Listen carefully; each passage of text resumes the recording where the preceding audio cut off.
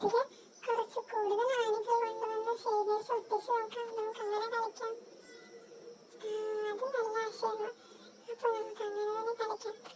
എന്നാൽ ഞാൻ പോയി കാന്തത്തിൽ ഒട്ടിക്കാനായി ആണികളെ കൊണ്ടുവന്നാലോ?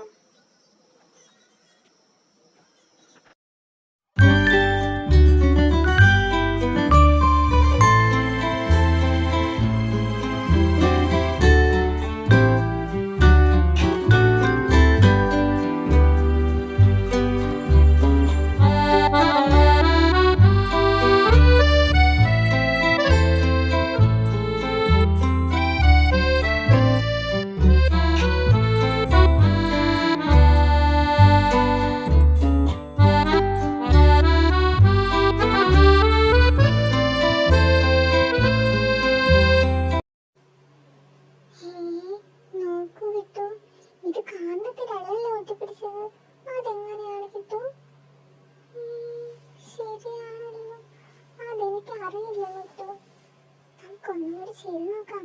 നമുക്ക് കാന്തത്തിൽ നിന്ന് ആണികളെ വേർപ്പെടുത്തി ആണികൾ തന്നെ ചേർത്ത് വെച്ച് നോക്കിയാലോ?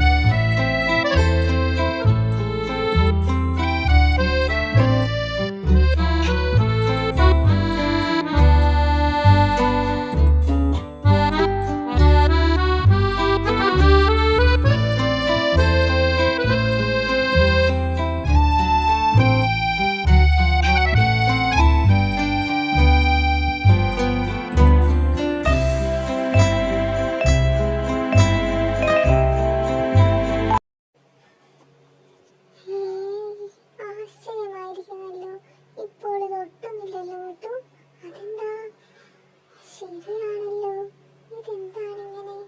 നമുക്ക് ടീച്ചറോട് പോയി ചോദിച്ചാലോ? അല്ലാതെ നമ്മൾ എങ്ങനെ അറിയാന്? നമുക്ക് ടീച്ചറോട് പോയി ചോദിക്കാം.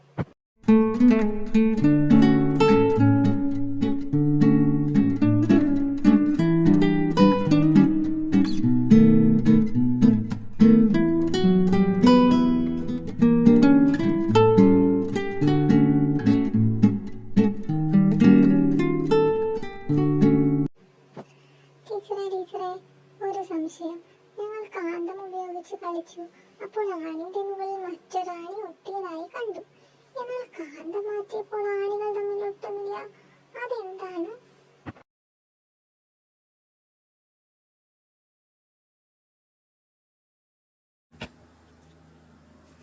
മികച്ച ചോദ്യം. മിട്ടു, കുട്ടു, നിങ്ങൾ കണ്ടത് മാഗ്നറ്റിക് ഇൻഡക്ഷൻ എന്നാണ്. മാഗ്നറ്റിക് ഇൻഡക്ഷനോ? അതെന്താണ്?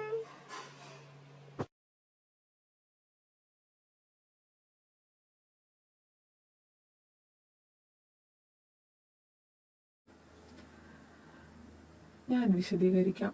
നിങ്ങളൊരു കാന്തം ഒരു ഇരുമ്പ് കഷ്ണത്തിനടുത്തേക്ക് കൊണ്ടുവരുമ്പോൾ ആ ഇരുമ്പ് താൽക്കാലിക കാന്തമായി മാറുന്നു. ഇതാണ് മാഗ്നറ്റിക് ഇൻഡക്ഷൻ.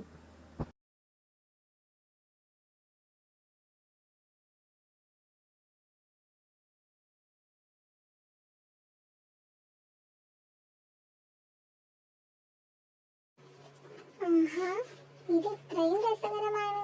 അതായത് കാന്തം മറ്റൊരെയും മാഗ്നറ്റിക് ആക്കുന്നു. വളരെ നന്ദി ടീച്ചർ. ഇപ്പോൾ ഞങ്ങൾക്ക് ആണികൾ ഒന്നിച്ചൊട്ടുന്നത് എങ്ങനെയെന്ന് മനസ്സിലായല്ലോ. അതെ കുട്ടു, ഇതാണ് മാഗ്നറ്റിക് ഇൻഡക്ഷന്റെ ശക്തി. അതൊരു അത്ഭുതകരമായ സംഭവമാണ്. നിങ്ങൾ ഇതുപോലെ തന്നെ തുടർച്ചയായി പഠിക്കുക. ഇങ്ങനെയുള്ള സംശയങ്ങൾ എന്നോട് ചോദിക്കുക. ചോദ്യങ്ങൾ ചോദിച്ച് പഠിക്കുമ്പോഴാണ് യഥാർത്ഥ പഠനം നടക്കുന്നത്.